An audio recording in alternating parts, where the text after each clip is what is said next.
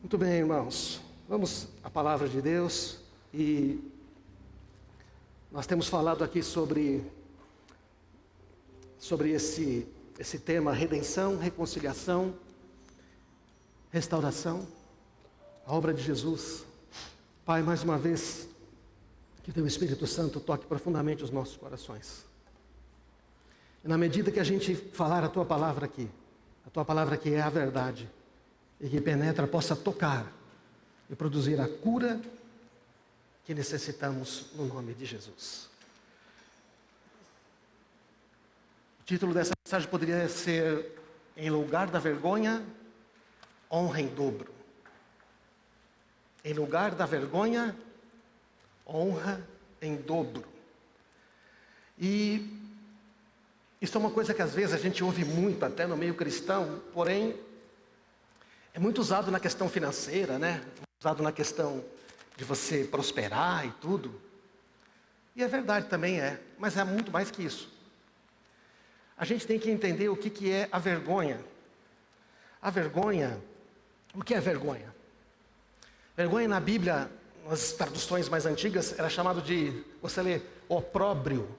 Difícil de falar, né? Opróbrio, tem dois. Ignomínia. Quando você lê isso aí nas traduções mais antigas, é vergonha. É desonra humilhante. É um sentimento dolorido de desonra. É uma humilhação ou rebaixamento diante de outra pessoa. É quando você se sente menos.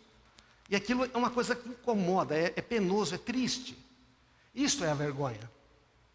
É aquele sentimento de insegurança provocado pelo medo. A vergonha é: não vai. Você não vai conseguir. Tem vergonha de falar em público. Você não adianta tentar, não faça. Não desiste, não é para você. Um outro sentido de vergonha está relacionado ao pudor, né? A consciência de si mesmo. Né? Uma pessoa que não tem vergonha na cara, que ela não tem respeito. Esse é outro termo que se usa em português. Na verdade, não. Mas o que nós estamos falando aqui não é desse sentimento, né, de falta de vergonha, de uma pessoa que é grosseira, que fala palavrões. Não, estou falando aqui da vergonha, que é aquilo que está lá dentro e que não aparece. Do que a gente se envergonha? O que é que a gente se sente humilhado? Fica tranquilo, a gente não vai perguntar para ninguém falar do que tem vergonha, porque a gente não fala do que tem vergonha. Quando fala que tem, não é bem isso. Do que é que a gente se sente humilhado, se sente rebaixado? E tem medo a ponto de ficar inseguro e travado. Então, sabe, a vergonha é uma coisa que ela entrou na nossa constituição humana através do pecado. Por quê? Porque no começo, quando Deus faz o homem à sua imagem e semelhança, homem e mulher, Gênesis 2:25, homem e mulher estavam nus, mas não sentiam vergonha. Eles não sentiam vergonha. E aqui não é só a questão da vergonha, da nudez. Está tudo muito interligado. A gente tem vergonha de ser quem é. Comparação. Agora, fala a verdade, nesse mundo idealista, onde você nunca é bonito o suficiente, nunca você é magro o suficiente, é verdade? Nunca você é bom o suficiente, você não tem dinheiro o suficiente, você não é nada, é focado na vergonha. E fica todo mundo querendo, né? Bom, você sabe, fazer tudo para não ter vergonha, mas não sai. Em Gênesis 3:10, quando eles pecam, quando eles decidem tomar uma decisão, que achavam que ia ser melhor, que eles achavam que ia ser melhor, foi pior. Aí Deus perguntou: onde você está? Como se ele não soubesse. E ele falou: eu vi que estava andando no jardim. Deus sempre estava no jardim para conversar com ele. E aí o que acontece? Eu me escondi, tive medo, estava nu. Me escondi, estava com medo porque estava com vergonha. Não tinha vergonha, mas agora tem. Esta vergonha, não do pudor, essa vergonha da humilhação, da desonra. A vergonha sustentada pelo medo gera desconexão. Veja, eu não estou falando de uma quebra de relacionamento. Quebra de relacionamento também é desconexão. Eu não estou falando é mais do que quebrar. É, além de quebrar, não conseguir desenvolver relacionamentos saudáveis. Então, o que acontece é que essa desconexão é uma separação. Quando entra a vergonha, o que acontece? Homem e mulher eles já se separam. O que aconteceu? Ah, foi ela. Não, foi... Já começam as acusações, certo? E acontece uma separação de Deus e uma separação um com o outro. E aí então, o que vai acontecendo nessa história toda é que essa vergonha sustentada pelo medo gera desconexão, e a desconexão impede relacionamentos saudáveis.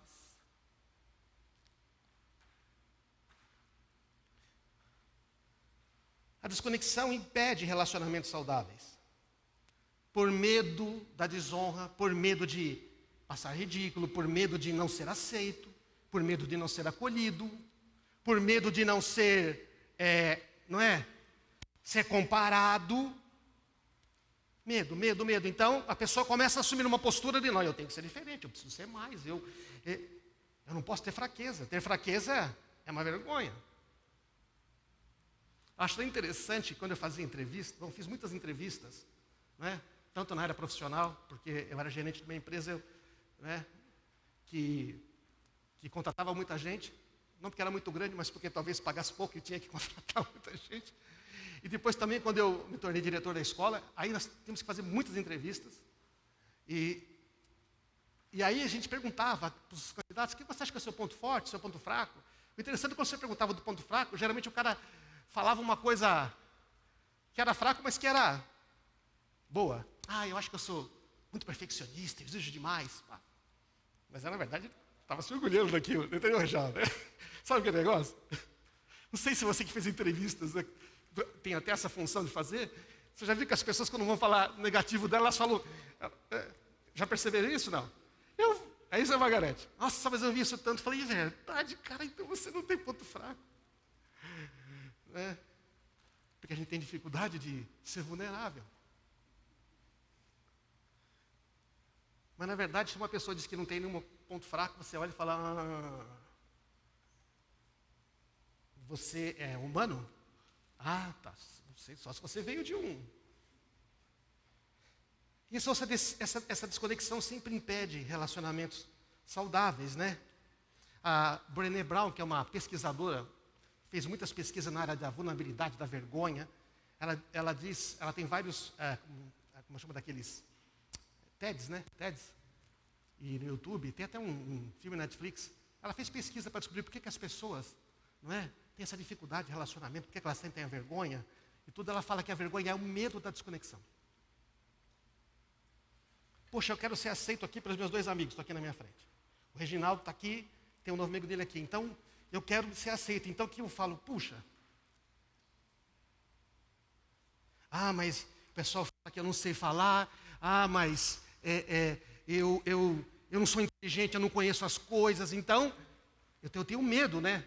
Eu quero me enturmar, eu quero me conectar. Então, a vergonha é o medo da desconexão. Então, você quebra, não consegue. Está dando para entender, gente? Vou dar um exemplo mais prático. Não é? As pessoas começam a fazer coisas que não fariam normalmente. Por medo de ficar desconectada, de não fazer parte da turma, de não ser aceito, elas violam a sua identidade e destroem as suas vidas. Um amigo meu, que contou já um testemunho aqui, e ele falou assim, que na adolescência dele, quando ele era mais jovem e tudo, ele queria se enturmar, ele queria fazer parte da turma, ele queria ter uns amigos, e tinha uns caras lá que bebiam, usavam droga, tudo. E ele, para não ficar menor, para não ficar menos, por medo da desconexão, porque a gente quer ser aceito, falou, também, não, eu uso, né? Não sei o que mais, ele não usava. Eu não uso, não sei o que, Deus sabe aquela de bom?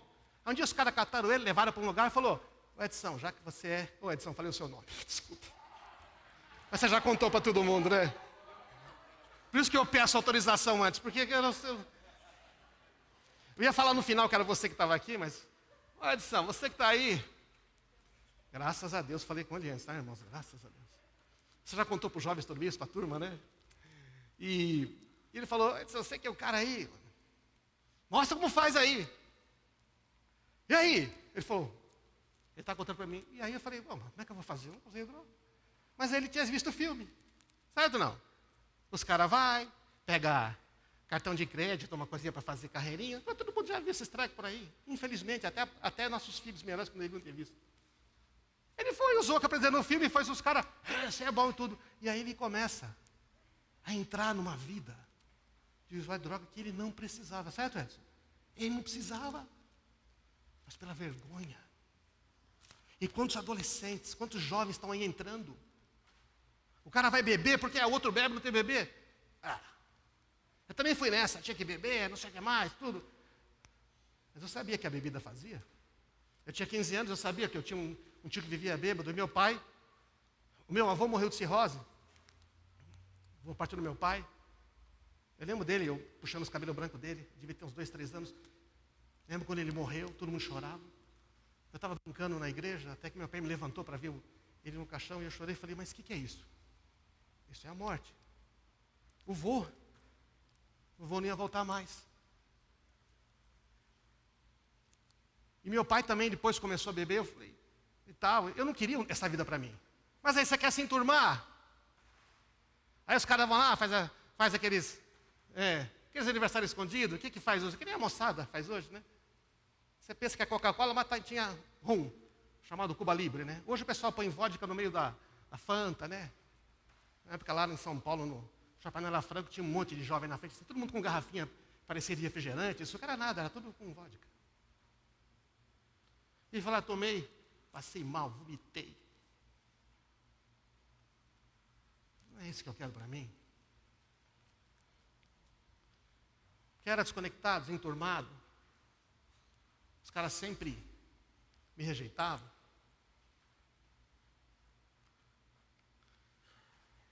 Então, por medo de desconexão, a gente começa a fazer coisas. A gente quer ser legal. A gente começa a destruir a própria vida. Então, esse medo de desconexão destrói a capacidade de dar e receber amor. É como se você estivesse numa caixa de vidro, sabe? Há muitos anos atrás, né? Surgiu o filme do John Travolta, O Menino da Bolha. Né? Alguns estão rindo, está revelando a sua idade, entendeu? Que ele vivia numa bolha, e aí não podia encostar nas pessoas. A vergonha, você vive nessa bolha, nessa caixa de vidro. Sabe qual a dificuldade? A dificuldade que você tem? A dificuldade é que a gente começa a tentar viver dentro dessa bolha. As pessoas dizem que nos amam, mas a gente não acredita que a gente é amado. Não acredita que a gente é amado. As pessoas honram a gente, elogiam a gente, mas a gente fala, isso não é sério. Porque a vergonha é aquele sentimento que está sempre bloqueando receber amor. E também bloqueia dar amor. Não é? Então você se isola. Você vive no meio de muitas pessoas isolado. E interessante que a vergonha, ela não se manifesta às vezes como uma pessoa toda, tímida, não sei o quê, tudo. Não necessariamente. Porque você pode ser uma pessoa tímida, né, mais quieta, e não ter vergonha. Ser dominado pela vergonha, pelo sentimento de vergonha. E você pode ser extrovertido, falante e tudo mais, e você pode estar dentro de uma cadeia de vergonha. Estão entendendo? Você está lá, falante e tudo mais, mas assim, você sorri, cumprimenta as pessoas, vai na célula, você projeta uma outra pessoa que você não é. Que você quer ser aceito, você quer conexão. Só que nunca chega. Aí sabe o que acontece? Nunca é o suficiente. Nunca você se sente que você recebeu o merecimento o merecimento que você tinha, a honra que você precisava. Você não sente que você recebeu o agradecimento que você merecia, sente que você não recebeu o valor devido. A honra bloqueia, a vergonha bloqueia isso. Você nunca acha que está bom o que você fez, que está sempre ruim. Você precisava ter tinha que conquistar uma coisa maior, é uma casa maior, é um carro maior, é um emprego melhor. Você sempre acha que tem alguma coisa a mais porque não dá. E parece que a pessoa é um baita de um lutador, tudo. Não, não. Ele está sendo consumido pela vergonha. Ele não consegue saber que... Então a vida dele vai... A pessoa consumida pela vergonha, ela pensa nela o tempo todo. O tempo todo ela está pensando nela, do que pensam dela. Estão entendendo, gente? Então, não é? Aí, se fazem uma crítica para essa pessoa, nossa, mesmo que você tenta ajudar, ela já acha que você não gosta dela. Porque ativa aquele negócio de vergonha lá dentro. Então, a coisa fica muito difícil. Ou então você está sempre irritado com você mesmo. Está sempre irritado é com você mesmo. A vergonha está lá. Eu tinha um problema com vergonha, eu estava sempre irritado, muitos anos atrás. E eu tinha dificuldade de lidar com meu filho e tudo. Era uma questão de vergonha lá atrás. Com meu pai, num encontro, esse que a gente fez de vida vitoriosa. Não é verdade? Deus foi curando. Depois de um tempo de busca de Deus, separei e falei, Senhor, fala o que tem aqui. Eu não tenho tempo para contar isso aqui, já contei outras vezes. E aquilo estava ali dentro, o problema era comigo, mas estava afetando meus relacionamentos. Então, você está sempre mais perfeição, mais conquista, né? Tem dificuldade para ouvir conselhos dos outros. Quando você erra, você odeia quando erra. Odeia quando erra. As pessoas falam, não, tudo bem, isso é normal, todo mundo erra. Mas você odeia quando erra. Por quê? Está lá dentro. Aí, essa vergonha vai invadindo a maneira de pensar, da gente ser. A gente lê a Bíblia, entende e gosta, mas a gente não desfruta de um relacionamento livre com Deus, com o Pai, com o Filho e com o Espírito Santo. Algo que você fez que Deus não perdoou. Como assim Deus não perdoou? Ele perdoou tudo. É você que não perdoou. Você não queria ter feito aquilo. A vergonha. Você não consegue abandonar ou vencer certos pecados ou vícios. Não consegue se arrepender e abandonar. Eu me vi nessa situação que não conseguia vencer certos pecados, e eu já era cristão. E com o passar do tempo eu fui descobrindo que, se eu quisesse vencer aquilo, presta atenção nisso, eu teria que me arrepender. Eu teria que perdoar aquela pessoa. Mas perdoar do íntimo. A gente perdoa assim, está perdoado. Não quero te ver nunca mais. Perdoado. Perdoado não me enche mais. Isso não tem conexão. O perdão envolve a reconciliação, a restauração de relacionamentos. Mas se a pessoa não quer da sua parte, não tem mais nada. Você que tem que perdoar e se reconectar com as pessoas, tem que ser vulnerável. Tem que dizer, eu errei. Foi o testemunho de Eugênia que foi lá, vou correr isso, ser vulnerável diante do meu irmão. Não sei o que ele vai dizer. Só que isso não pode continuar mais. E aí Deus opera um milagre. Você tem medo, você não quer. Então muitas pessoas, presta atenção, não experimentam a restauração na vida. Por quê? Eu teria que me arrepender, eu teria que pedir perdão. Não quer. A vergonha, então, nesse aspecto, ela impede o arrependimento. Estão entendendo, irmãos? Mas como é que vamos lidar com isso? Não é? A vergonha se torna, então, uma lente pela qual a gente passa a ver a nossa vida e as outras pessoas. Nós estamos lá na bolha e a gente começa sempre a reagir. É uma vida reativa. Não é? Como um filtro, se você está usando um óculos vermelho, tudo que você vê parece vermelho. Se estiver usando azul, tudo parece azul.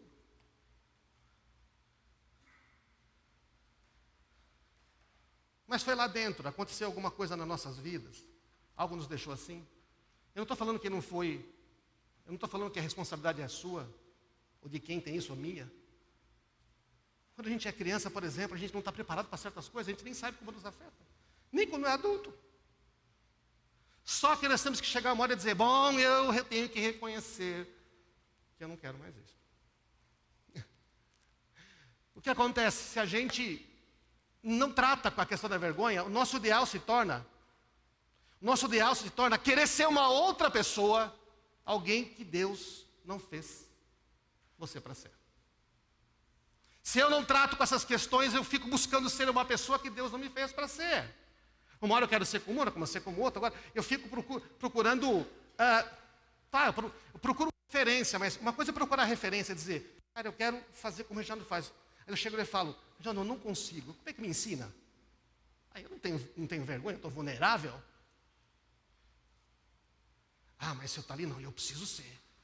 E aí quando ele fala uma coisa, eu tenho que falar que eu sei mais que ele, eu tenho que dar uma... Ou então eu me afasto. Porque a vergonha, quando não tratada, ela vai afetando a identidade. Aí, como é que nós vencemos a vergonha? Precisamos de restauração. Restauração não é reforma, tá? Não é aquela, como é que é aquele programa que passa na Netflix? Que tem os irmãos que reconstroem casa, aquela coisa toda. Não é aquilo. Não é uma reforma.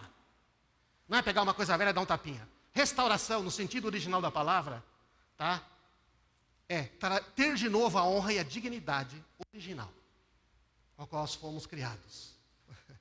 É restaurar a dignidade e a honra, porque Deus nos criou a sua imagem, a sua semelhança, para sermos filhos, e Jesus, ele efetuou redenção, que nós já falamos aqui na ceia, depois ele efetua reconciliação com o Pai, porque tem que haver primeiro reconciliação, perdão.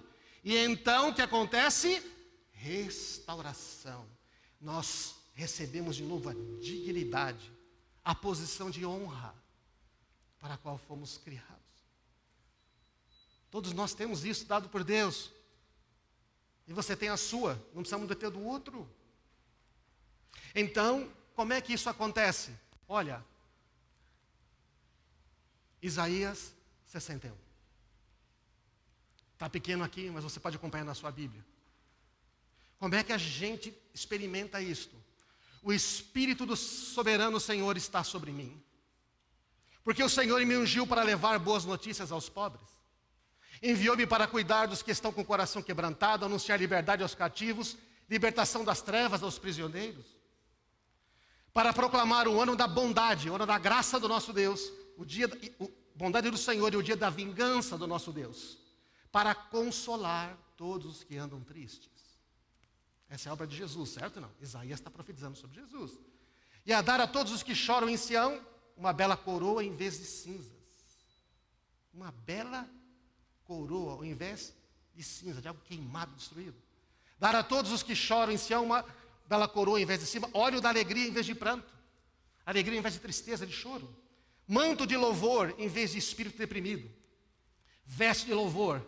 A comparação aqui com o judeu, que quando estava deprimido, todo jogava pano de saco e cinza. Ou seja, você vai ter louvor, alegria no seu coração, não depressão. Eles serão chamados carvalhos de justiça, plantação do Senhor para a manifestação da sua glória. Carvalhos de justiça.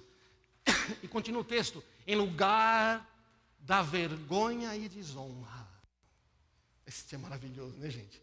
Em lugar da vergonha e desonra, desfrutarão uma porção dupla de honra. Terão prosperidade em dobro e em sua terra e alegria sem fim. É mais do que a prosperidade de ter as coisas, você entende? É a da satisfação. Estou satisfeito. É a ovelha que deita no pasto. A ovelha não deita no pasto, a ovelha é um animal muito agitado. Ela só deita no pasto quando ela se sente absolutamente segura. Deitar-me faz nos pastos verdejantes. A ovelha só deita quando ela está em perfeita segurança. Essa semana eu fiquei com a cachorra do meu filho em casa. Ela sentou lá no sofá e eu fiz a mão. Ela foi virando. Ela ficou com as patas para cima, com a barrigona assim. Porque está se sentindo totalmente segura. Satisfeito. É uma vida que tem satisfação. Então o Senhor ama a justiça, odeia o roubo, a maldade, recompensarei meu povo fielmente. E ele vai aí falando tudo. Essa é a promessa. Olha o versículo 10. É imensa a minha alegria no Senhor, meu Deus, porque Ele me vestiu com roupas de salvação, pôs sobre mim um manto de justiça. Ele deu a minha justiça, a justiça dele para mim. Sou como o noivo com as vestes de casamento, como a noiva com as suas joias. Agora, essa profecia está em Isaías. Deixa eu perguntar para você, essa profecia se cumpriu ou ainda vai se cumprir? Já se cumpriu ou vai se cumprir? Já se cumpriu? Está em Isaías. Está falando do futuro. Isaías 61, já se cumpriu ou vai se cumprir? Vou tirar a sua dúvida agora. Lucas, capítulo 4, versículo 16. Isso aqui é muito legal. Eu gosto de Jesus, porque ele faz umas coisas assim, ele faz umas coisas que ninguém está esperando. Jesus foi a Nazaré, onde havia sido criado. No dia de sábado entrou na sinagoga, como era seu costume. Levantou-se para ler e foi entregue a ele o livro do profeta Isaías. Deram lá o livro, é um rolo, né?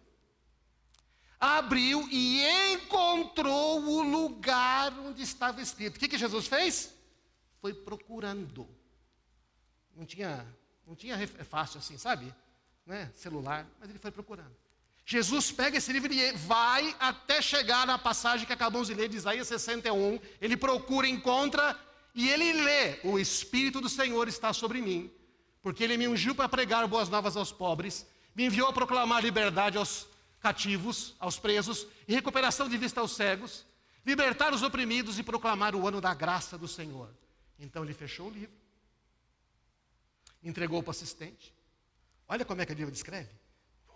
Devia estar para ouvir uma mosca espirrando. Sentou-se e todo mundo estava olhando para ele. E ele começou a dizer: hoje se cumpriu a escritura que vocês acabaram de ouvir. Oh, maravilha! Hoje se cumpriu a escritura que vocês acabaram de ouvir. Sabe o que significa isso, não? Que Jesus já venceu por nós. Como é que vence a vergonha? Jesus já venceu por nós. Ele, na sua morte e ressurreição, já nos restaurou a dignidade e a honra originais. Então, para ver essa restauração, primeiro ele fez redenção, morte, reconciliou. Deus perdoa todos os pecados. Deus estava em Cristo reconciliando consigo o mundo. E ele faz o quê? Por meio do seu sangue, ele faz a paz. Não existe nenhuma condenação para quem está em Cristo Jesus. Deus deu a nós a justiça do seu Filho. E agora, o que acontece? Não é? Ele venceu. Entende? O alfa e o ômega, o princípio e o fim, o primogênito de toda a criação, Ele, aquele que era desde o princípio, o verbo que se fez carne e habitou entre nós, aquele que viveu uma vida sem pecado, que venceu o diabo, venceu a carne, venceu as tentações, venceu o mundo, morreu, ressuscitou, e Ele sobe aos céus, Ele envia o Espírito Santo a todos aqueles que creem. Esse é Jesus, é isso que Ele fez, para a gente não ter mais vergonha, para não ter mais espírito angustiado, para não viver mais debaixo de vergonha. E Ele deixa uma promessa: eu vou voltar. E vocês vão viver comigo eternamente. Aquele que crê em mim, eu vou ressuscitar no último dia. E lá em Apocalipse diz que Ele enxugará dos olhos toda a lágrima, vai dizer: acabou o tempo, mesmo dos sofrimentos lá que você tinha, aqui minha presença real, não precisa nem de sol, não precisa nem de lua, não precisa, porque Ele é a própria luz, amém, irmãos? Então é esse Jesus que venceu, e Ele disse: hoje se cumpriu diante dos seus olhos esta escritura. Não é uma boa notícia para você? Sobe a banda aqui, por favor. Seja quem Deus fez você para ser. Quando Paulo estava numa situação difícil, ele falou: Senhor, muda isto. Deus respondeu para ele: a minha graça te basta. Meu poder se aperfeiçoa na fraqueza. Paulo, você não consegue? Eu consigo. César, você não consegue? Tudo bem. Você não tem que conseguir. Eu consigo. É demais? Não. Você vai vencer porque eu estou com você. Você percebe que é diferente? Então Paulo diz: tudo bem, não vou mais reclamar da minha fraqueza. Ah, mas ele é Paulo. Não, não. Ele tinha uma das maiores vergonhas. Ele perseguiu a igreja, ele matou pessoas. Ele dizia: eu fui dos pecadores o principal. Mas Paulo diz: eu tenho a graça. Fiz mais do que outros, não eu, a graça de Deus em mim. Ele tem a medida exata de quem ele é. Ele não precisa se arrogar. Ele não precisa ficar fazendo afirmações o tempo todo de quem ele é. Ele sabe quem ele é. Mas ele sabe que ele sem Cristo nada é. Amém? Esta é a beleza da graça. A minha imperfeição, as minhas fraquezas, não são motivo para vergonha. Eu posso dizer: não sei. Eu posso dizer: me ajuda. Eu posso dizer: será que você pode fazer por mim? Essa é a beleza do corpo. Quando uma parte está com dificuldade, o resto carrega. Mas você tem que admitir que eu sou vulnerável. Tem que admitir que eu não sou tudo isso.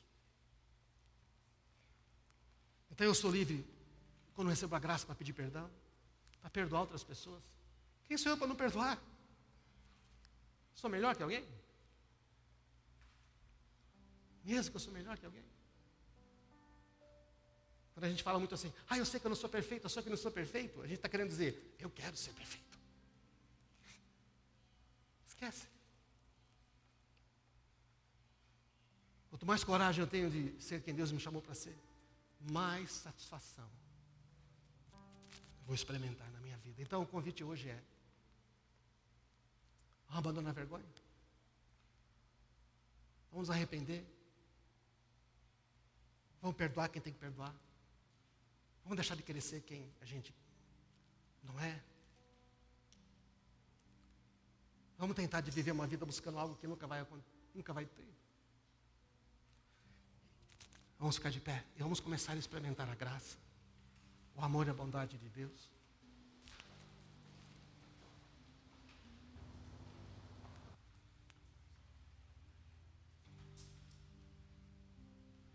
Oh, Jesus.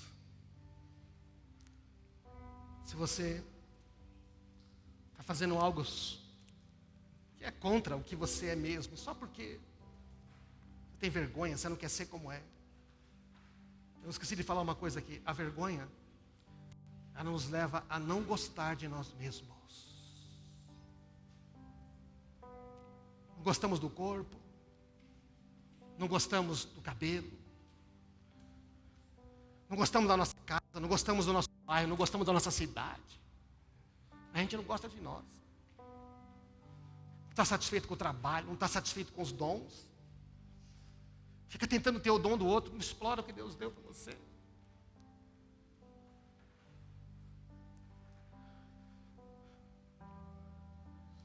A vergonha leva a gente a não gostar de nós mesmos. E se a gente não gosta de nós mesmos, fica muito difícil amar os outros, sabia? A Bíblia manda amar o próximo como a si mesmo, né? Se a gente não tem esse amor próprio. De onde vem esse amor próprio? De saber que Ele me ama. Que Ele me ama. E Ele me fez, Ele sabe o que Ele fez. Sabe o que eu gosto da Marisa? Porque ela é a Marisa. Ela é desse jeito. Eu casei com ela muitas e outras vezes, porque eu quero ela. Ela tem um monte de defeitos, menos que eu. Mas se ela tentar ser uma outra pessoa, eu tenho dificuldade de gostar dela. Até quando ela fica brava, eu gosto dela. Bom, se eu sou assim, você imagina Deus comigo? Ele gosta de falar com você. Ele gosta que você importune ele. Quando a gente é pai, a gente às vezes não gosta que filho importuna. Quando a gente é pai de verdade, quando vira avô, a gente gosta tanto que os netos nos importunem. A gente para tudo. O pai é assim. Outro dia o meu neto entrou no nosso escritório, lá no home office, várias vezes, e eu atendi todas. O pai dele que trabalha comigo já estava meio assim, eu estava tranquilo. Aí Deus falou para mim, você não se incomoda? Eu falei, não, eu gosto. Falou, eu gosto quando você me incomoda. Quando você fala comigo o tempo todo. Essa é a liberdade que a gente pode ter, não é? Põe a mão no coração, porque é do coração que sai a saída da vida. Se tiver algo aí que você estava se envergonhando, fala, Senhor, acaba hoje aqui. Eu entrego isso para ti, Senhor. Enquanto cantamos aqui, você vai orando.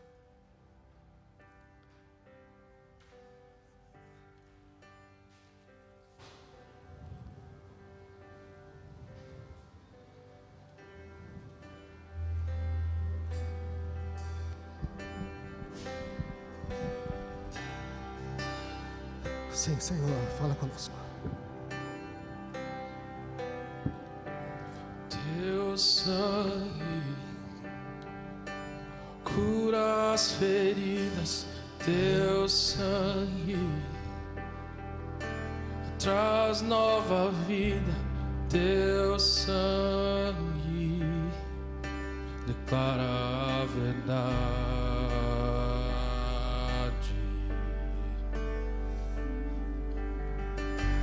Teu sangue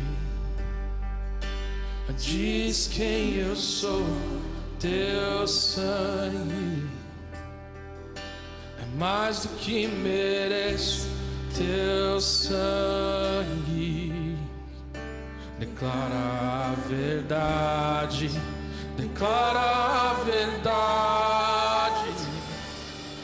Ele vem com poder,